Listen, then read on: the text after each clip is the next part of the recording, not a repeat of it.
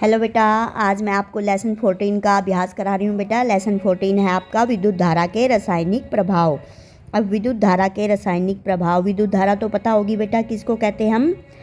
विद्युत धारा होती है हमारा इलेक्ट्रिक करंट। इलेक्ट्रिक करंट जो क्या होता है हमारे घर में भी लगा हुआ है, सारी जगह विद्युत सप्लाई करने के लिए हम क्या करते हैं, विद्युत धारा को प्रवाहित करते हैं। तो वही उसी के बारे में हम पढ़ेंगे बेटा। ये विद्युत धारा के बारे में है, इसके रासायनिक प्रभाव मतलब इसके केमिकल इफ़ेक्ट क्या होते हैं।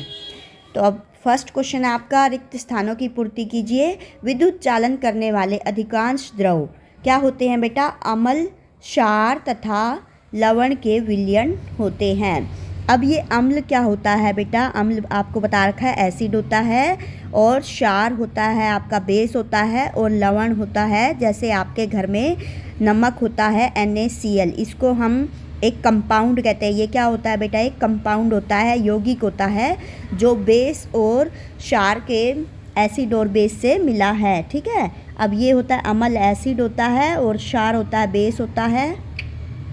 दोबारा से करो, मेरे कुछ मजा नहीं आया, तो बकवास थी।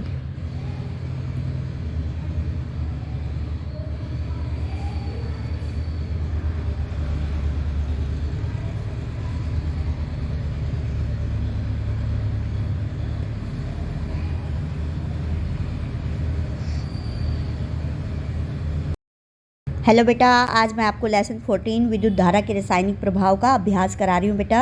इसमें विद्युत धारा आपको पता ही है, जो घर में हमारी सप्लाई होती है करंट की, उस विद्युत धारा होती है वो हमारी। अब करंट हम किस लिए पास करवाते हैं बेटा, विद्युत धारा के लिए, कि ताकि सभी चीज़ें हमारे घर में जो भी लगी हुई है वो चल सके। AC, फ्रिज, कूलर, TV सब बिजली से चलते हैं बेटा। विद्युत का मतलब है बिजली। अब फर्स्ट क्वेश्चन है आपका, रिक्त स्थानों की पूर्ति कीजिए, फिल इन द ब्लैंक्स है बेटा। विद्युत चालन करने वाले अधिकांश द्रव किस किस के विलयन होते हैं बेटा, अम्ल, क्षार और लवण के। अम्ल क्या होता है बेटा, एसिड होता है, और क्षार क्या होता है, बेस होता है, और लवण क्या होता है बेटा, लवण का मतलब है साल्ट है। साल्ट जो होता है एक कंपाउंड होता है, यौगिक होता है जो दो से अधिक पदार्थों से मिलकर बना होता है। घर में आप नमक यूज़ करते हो बेटा, ये हमारा साधारण नमक का सूत्र है सोडियम क्लोराइड, ये एक लवण है। और एसिड में बेटा खट्टे पदार्थ होते हैं, जैसे ऑरेंज आप यूज़ करते हो, आंवला, नींबू, ये सारे एसिड होते हैं। और बेस जो होता है, घर में आप मीठा सोडा यूज़ करते हो बेटा, जो मम्मी छोलों में डालती है उबालते वक्त, तो ये क्या होता है, क्षार होता है। जैसे साबुन होता है, इनका कोई स्वाद नहीं होता बेटा, ये क्षार होते हैं। तो विद्युत चालन करने वाले अधिकांश द्रव क्या होते हैं, इसके विलयन होते हैं, यानी कि उनमें एसिड, बेस और लवण मिला होता है। ठीक है बेटा, जिसमें से विद्युत धारा प्रवाहित हो सकती है वो द्रव मतलब लिक्विड, उनमें क्या क्या मिला होता है, एसिड, बेस और साल्ट। अम्ल, क्षार और लवण के विलयन, विलयन मतलब बेटा उसमें घोल होता है, इन सारी चीज़ों का मिश्रण होता है। अब बी है, किसी विलयन से विद्युत धारा प्रवाहित होने पर डैश प्रभाव उत्पन्न होता है, रासायनिक प्रभाव उत्पन्न होता है बेटा। रासायनिक प्रभाव क्या होता है बेटा, या तो रंग निकल जाता है, रंग बदल जाता है, जिस चीज़ में रंग हो वो रंग निकल जाएगा, या कोई चीज़ क्या होगी बेटा, गैस निकलने लगेगी। तो ये होते हैं रासायनिक प्रभाव। ठीक है, अगर हम किसी भी घोल में से, विलयन का मतलब घोल है हमारा, कोई सॉल्यूशन है, उसमें से अगर हम करंट को पास करते हैं बेटा, विद्युत धारा प्रवाहित करते हैं, तो क्या होता है, रासायनिक प्रभाव उत्पन्न होता है। यदि कॉपर सल्फेट विलयन से विद्युत धारा प्रवाहित की जाए तो कॉपर बैटरी के किससे जुड़ता है बेटा, नेगेटिव टर्मिनल से, या इसको हम ऋणात्मक भी कह सकते हैं बेटा, ऋणात्मक टर्मिनल से संयोजित प्लेट पर निक्षेपित हो जाता है। निक्षेपित मतलब बेटा उस पर उसकी परत चढ़ जाती है। ठीक है, कॉपर सल्फेट विलयन से हम क्या प्रवाहित करते हैं, विद्युत धारा। ये आपकी क्लास का 14.7 आपके जो लेसन में है बेटा, 14.7 एक्टिविटी में ये समझाया हुआ है। अगर कॉपर सल्फेट विलयन से विद्युत धारा प्रवाहित की जाएगी, कॉपर बैटरी के किससे होगा, नेगेटिव टर्मिनल से संयोजित प्लेट पर निक्षेपित होता है। और इसे हम क्या कहते हैं, ये प्लेट की जो परत चढ़ाई जाती है बेटा, जैसे आप देखते हो आपके साइकिल के हैंडलों पर, दरवाजे जो हमारे घर में लगे होते हैं उनमें जो हमारी बंद करने के होते हैं, उन पर भी क्या होती है, सब पे कोटिंग चढ़ाई होती है, प्लेट चढ़ाई होती है, घर के आपके बर्तन स्टील के, गैस चूल्हे के बर्नर, ये सब चीज़ों पर क्या होती है बेटा, संयोजित प्लेट निक्षेपित होती है या कोटिंग कहते हैं इसको हम इंग्लिश में। विद्युत धारा द्वारा किसी पदार्थ पर वांछित धातु की परत, यही बात आ गई बेटा अभी जो मैं आपको समझा रही थी। विद्युत धारा द्वारा, ये आपकी एक डेफिनेशन भी याद हो जाएगी आपको। विद्युत धारा द्वारा किसी पदार्थ पर वांछित धातु की परत निक्षेपित करने की प्रक्रिया को क्या कहते हैं बेटा, विद्युत लेपन। दिख रहा है बेटा ये आपको, विद्युत लेपन कहते हैं। विद्युत की परत, किसी धातु की परत जब हम विद्युत धारा के द्वारा चढ़वाते हैं तो उसे हम विद्युत लेपन कहते हैं। विद्युत धारा बेटा प्रवाहित करनी पड़ती है हमें, तभी वो परत चढ़ती है। अब ये नेक्स्ट क्वेश्चन देखो, जब किसी संपृक्षित्र के स्वतंत्र सिरों को, संपृक्षित्र का मतलब है बेटा टेस्टर, जो घर में आप बिजली के लिए टेस्टर यूज़ करते हो ना, कि इसमें से करंट पास हो रहा है या नहीं हो रहा, किसी भी चीज़ को आप चेक करते हो, तो ये टेस्टर दिख रहा है बेटा आपको, ऐसा घर में यूज़ करते हो आपको ये टेस्टर। इसके स्वतंत्र सिरे बेटा, जहाँ पर ये प्लास्टिक नहीं चढ़ाई हुई है, या पीछे रबड़ चढ़ाते हैं या प्लास्टिक चढ़ाते हैं बेटा, वो परत नहीं चढ़ी हुई, तो ये खाली जो जहाँ पर आपको लोहा दिख रहा है, इस पे थोड़ी सी परत चढ़ाई गई है, लेकिन ये मोटे वाली जो रबड़ की या प्लास्टिक की ये वाली नहीं चढ़ाई गई है बेटा। ये आगे से दिख रहा है आपको लोहे का पार्ट, इस पे क्या होता है, ये जो हिस्सा है इसको हम स्वतंत्र सिरे कह रहे हैं। जब हम टेस्टर के स्वतंत्र सिरों को किसी विलयन में डुबोते हैं तो चुंबकीय सुई विक्षेपित होती है। क्या आप ऐसा होने के कारण की व्याख्या कर सकते हैं? ऐसा क्यों हो रहा है बेटा? विलयन में विद्युत धारा के प्रवाहित होने से चुंबकीय सुई विक्षेपित होती है। विलयन में क्या होता है बेटा प्रवाहित? जब भी ऐसा होता है विलयन में विद्युत धारा के प्रवाहित होने से ही चुंबकीय सुई विक्षेपित होती है, यानी कि जो मैग्नेटिक नीडल होती है वो हिलती है बेटा। विक्षेपित मतलब हिलना, मूव करना। ऐसे 3 द्रवों के नाम लिखिए जिनका परीक्षण चित्र में दर्शाए अनुसार करने पर चुंबकीय सुई विक्षेपित हो सके। ये दिख रहा है बेटा यहाँ पे आपको, ये नीचे जो दिख रहा है इसके नीचे जो है कंपास है, ये इसमें मैग्नेटिक नीडल है, ये विक्षेपित होती है बेटा। अब हमने 3 द्रवों का नाम लिखना है, और ये जो बेटा लगा हुआ है ये क्या है, बैटरी लगी हुई है। इसका ये जो होता है बड़े वाला बेटा पॉजिटिव टर्मिनल होता है, और ये छोटे वाला जो होता है ये नेगेटिव टर्मिनल होता है। ये आपको याद रखना है बेटा। यहाँ जो हम कोई सेल का यूज़ करते हैं, आपने देखा होगा सेल का यूज़ करते हैं, बैटरी का यूज़ करते हैं, तो जो ये आपकी बड़े वाली लाइन होती है ये पॉजिटिव टर्मिनल होता है, और छोटे वाली लाइन जो होती है नेगेटिव टर्मिनल होता है। अब हम बताएंगे कैसे 3 द्रव होंगे जिससे चुंबकीय सुई विक्षेपित होगी। तो क्या होते हैं बेटा, अम्ल, क्षार और लवण। अम्ल, क्षार और लवण के विलयन दिख रहा है बेटा, ये है अम्ल, क्षार और लवण के विलयन। तो ये 3 विलयन के नाम हमने बताने थे। नेक्स्ट है आपका, चित्र में दर्शाई गई व्यवस्था में बल्ब नहीं जलता। ये बल्ब है बेटा, यहाँ पर ये क्या दिख रहा है आपको, बल्ब। क्या आप संभावित कारणों की सूची बना सकते हैं? अपने उत्तर की व्याख्या कीजिए।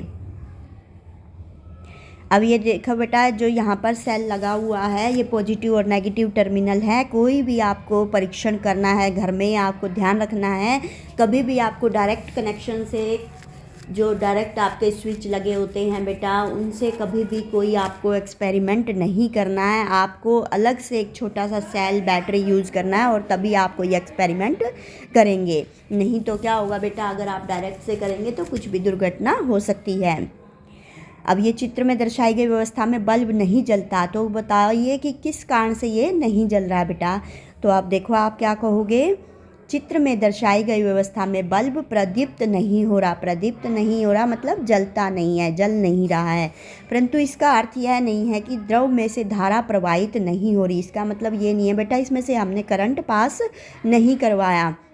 हो सकता है कि द्रव इतना दुर्बल हो, दुर्बल मतलब कमज़ोर, द्रव इतना कमज़ोर हो कि बल्ब को प्रदीप्त करने में समर्थ ना हो। तो कई बार क्या होता है बेटा, जब करंट की जो एसी जो करंट है उसकी वोल्टेज जब कम होती है तो ऐसा हो सकता है कि वो क्या होगा, उससे बल्ब जले ना।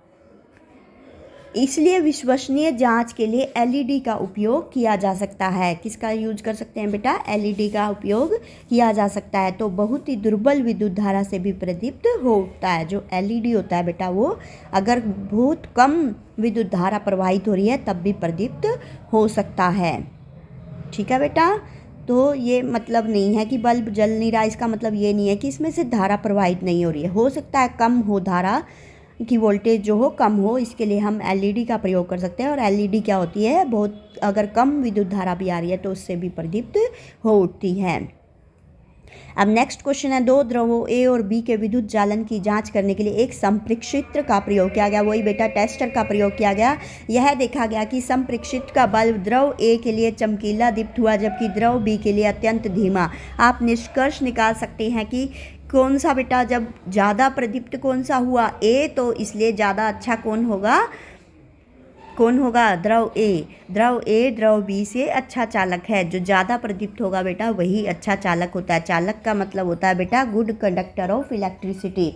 अब गुड कंडक्टर ऑफ इलेक्ट्रिसिटी का मतलब क्या है, जिसमें से इलेक्ट्रिक करंट आराम से प्रवाहित हो। ऐसी चीज़ें जो अपने में से इलेक्ट्रिक करंट को पास होने दे बेटा, उनको हम क्या कहते हैं, उनको हम कहते हैं good conductor of electricity.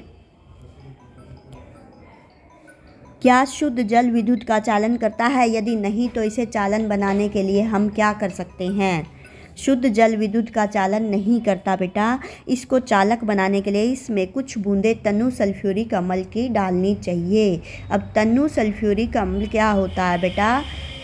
Tanu sulphuric अम्ल होता है आपका H2SO4। ठीक है, ये हम इसमें अगर डाल देंगे तो क्या हो जाएगा बेटा, आपका जो शुद्ध जल है वो उसमें से करंट पास नहीं हो सकता, लेकिन अगर हम उसमें तन्नु सल्फ्यूरिक अम्ल की बूंदें डालेंगे तो वो एक अच्छा चालक हो जाएगा। वो गुड कंडक्टर ऑफ इलेक्ट्रिसिटी बनाने के लिए उसमें हमें कुछ मिलाना पड़ता है, अम्ल, क्षार या लवण मिलाते हैं बेटा। अब शुद्ध जल क्या होता है बेटा? डिस्टिल्ड वाटर, जिसमें कोई इम्प्योरिटी ना हो, जिसके अंदर कोई भी अशुद्ध चीज़ हमने ना मिलाई हो। आग लगने के समय फायरमैन पानी के होज का उपयोग करने से पहले उस क्षेत्र की मुख्य विद्युत आपूर्ति को बंद कर देते हैं। व्याख्या कीजिए कि वे ऐसा क्यों करते हैं। अभी आपको बताया बेटा, शुद्ध जल जो होता है विद्युतहीन चालक होता है, यानी कि उसमें से करंट पास नहीं होता है। परंतु नल का जल विद्युत का अच्छा चालक है, क्योंकि नल के जल में आते हुए बेटा क्या हो जाती है, अशुद्धियाँ मिक्स हो जाती हैं। विद्युत के झटके से बचने के लिए फायरमैन पानी के होज पाइपों का उपयोग करने से पहले मुख्य विद्युत आपूर्ति को बंद कर देते हैं। इसलिए बेटा जो फायरमैन होते हैं, जो फायर ब्रिगेड वाले आदमी आते हैं, वो क्या करते हैं, मुख्य जो हमारी जहाँ से लाइट आ रही होती है उसको बंद कर देते हैं। अब बेटा अगला क्वेश्चन है आपका, तटीय क्षेत्र में रहने वाला एक बालक अपने संपरीक्षित से पीने के पानी और समुद्र के पानी का परीक्षण करता है। संपरीक्षित्र वही है बेटा, बार बार बता रही हूँ, कहीं पे ये त्र लिखा है, कहीं पे त लिखा है। टेस्टर होता है बेटा, जिससे हम टेस्ट करते हैं करंट प्रवाहित हो रहा है या नहीं हो रहा है, विद्युत धारा प्रवाहित हो रही है या नहीं हो रही है। अब वो क्या करता है बच्चा, उससे टेस्टर से पीने के पानी तथा समुद्र के पानी का परीक्षण करता है। वह देखता है कि समुद्र के पानी के लिए चुंबकीय सुई अधिक विक्षेप दर्शाती है। क्या आप इसके कारण की व्याख्या कर सकते हो? अब समुद्र का पानी क्या होता है बेटा, खारा होता है, यानी कि वो एक लवण है। तो लवण से क्या होती है, विद्युत धारा अच्छी तरह प्रवाहित होती है, तो वो किसमें चुंबकीय सुई अधिक विक्षेपित होगी, जहाँ पर लवणों की सघनता अधिक होगी। तो समुद्र के पानी में लवणों की सघनता अधिक होती है, इसकी कारण चुंबकीय सुई अधिक विक्षेपित होती है। आ रहा है समझ में बेटा कि पीने के पानी और लवण, समुद्र के पानी में किस में ज़्यादा चुंबकीय सुई अधिक विक्षेपित होगी, जिसके अंदर लवण मिले होंगे। और लवण किस में मिले होते हैं बेटा, समुद्र के पानी में। तो इसलिए समुद्र के पानी में चुंबकीय सुई अधिक विक्षेपित होती है। क्या तेज वर्षा के समय किसी लाइनमैन के लिए बाहरी मुख्य लाइन के विद्युत तारों की मरम्मत करना सुरक्षित होता है? व्याख्या कीजिए। नहीं, लाइनमैन के लिए वर्षा के समय बाहरी मुख्य लाइन के विद्युत तारों की मरम्मत करना सुरक्षित नहीं है, क्योंकि वर्षा का जल विद्युत का चालक है, जिससे लाइनमैन को विद्युत झटका लग सकता है। तो इसलिए बेटा बारिश के समय विद्युत तारों की मरम्मत करना सुरक्षित नहीं है। लाइनमैन बेटा जो बिजली के आदमी आते हैं बिजली को ठीक करने, उनको हम लाइनमैन कहते हैं। और वर्षा का जल क्या होता है, विद्युत का चालक होता है। जिससे लाइनमैन को क्या लग सकता है, बिजली वाले ठीक करने वाले आदमी को विद्युत का झटका, बिजली का झटका लग सकता है। इसलिए वर्षा के समय ठीक नहीं करनी चाहिए, तारों की मरम्मत नहीं करनी चाहिए। पहेली ने सुना था कि वर्षा का जल उतना ही शुद्ध है जितना कि आसुत जल। आसुत जल का मतलब बेटा है शुद्ध जल, डिस्टिल्ड वाटर।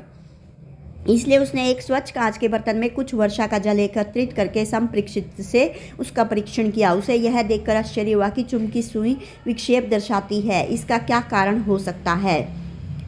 निस्संदेह वर्षा का जल आसुत जल की तरह ही शुद्ध होता है, परंतु वातावरण अशुद्धियों से भरा पड़ा है। ये अशुद्धियाँ वर्षा के जल में घुलकर इसे विद्युत चालक बना देती है। देखो बेटा, हम कहते हैं वर्षा का जल जो होता है वो शुद्ध जल होता है, लेकिन हम कह रहे हैं शुद्ध जल जो है विद्युत का अच्छा चालक नहीं है। लेकिन अगर वर्षा नीचे तक आ रही है बेटा तो उसके अंदर क्या मिल जाती है? अशुद्धियाँ मिल जाती हैं। ठीक है, अशुद्धियाँ बेटा, ये आप ऐसे लिख सकते हो, अशुद्धियाँ। ठीक है, और वातावरण में क्या है? अनेक सारी, आपको पता ही है, गैसें हैं, धूल कण है, ये सब क्या होते हैं? बारिश के आते आते नीचे तक उसमें मिक्स हो जाते हैं, इसलिए ये विद्युत चालक बन जाती है। ठीक है, ये अशुद्धियाँ वर्षा के जल में घुलकर इसे विद्युत चालक बना देती है। विद्युत चालक क्या होते हैं बेटा? ऐसे पदार्थ जो अपने में से विद्युत धारा प्रवाहित होने दे। अपने आसपास उपलब्ध विद्युत लेपित वस्तुओं की सूची बनाइए। ये आपकी बेटा एक्टिविटी 14.7 है, जिसमें क्या करी जाती है? कोटिंग की जाती है। ये कॉपर प्लेट आप देख रहे हो, ये विद्युत लेपन की, ये जो सर्किट दिखा रखा है आपको, ये इलेक्ट्रोप्लेटिंग और इसको विद्युत लेपन कहते हैं हिंदी में। अब ये आपने बताना है कि आपके आसपास ऐसी कौन कौन सी चीज़ें हैं जो विद्युत लेपित है। जैसे साइकिल का हैंडल आप रोज़ देखते हो बेटा, कार के पहिए देखते हो, कृत्रिम गहने जो मम्मी पहनती है, आर्टिफिशियल ज्वेलरी बेटा, उस पर क्या होता है? उस पर सोने या चांदी की परत चढ़ाई जाती है। और जो घर में मान लो चांदी के आभूषण है तो मम्मी उस पर सोने की परत भी चढ़वा लेती है, तो वो सारी क्या होती है? विद्युत लेपित होती है। मतलब कोई किसी भी चीज़ पर अगर हमें कोटिंग करनी है तो उसमें से विद्युत धारा प्रवाहित करनी होगी। ये देखो बेटा, यहाँ पे लगा हुआ है ना ये सेल, इसके कारण क्या हुआ है? विद्युत धारा प्रवाहित की गई है। और ये कॉपर प्लेट थी, दिख रहा है बेटा, ये कॉपर प्लेट थी। अब इसके अंदर जो हमने डाला है वो कॉपर सल्फेट का सॉल्यूशन डाला है। साइकिल का हैंडल, कार के पहिए, कृत्रिम गहने, स्नान गृह के नल देखते हो बेटा आप में घर में कहीं भी जो नल लगे हुए हैं सब पे कोटिंग हो रही होती है।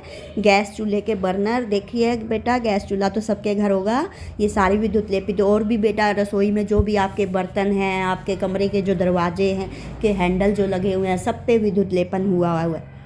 अब ये क्वेश्चन नंबर 12 है बेटा, 14 पॉइंट्स इसमें क्या रखा है? जो प्रक्रिया आपने पाठ्य पुस्तक के क्रियाकलाप 14.7 में देखी, ये मैंने आपको दिखा दी बेटा। यही है आपका क्रियाकलाप 14.7 आपके लेसन में। वह कॉपर के शोधन में उपयोग होती है। इसमें कॉपर यूज कर रखा है बेटा, और ये कॉपर के शोधन में उपयोग हो रही है।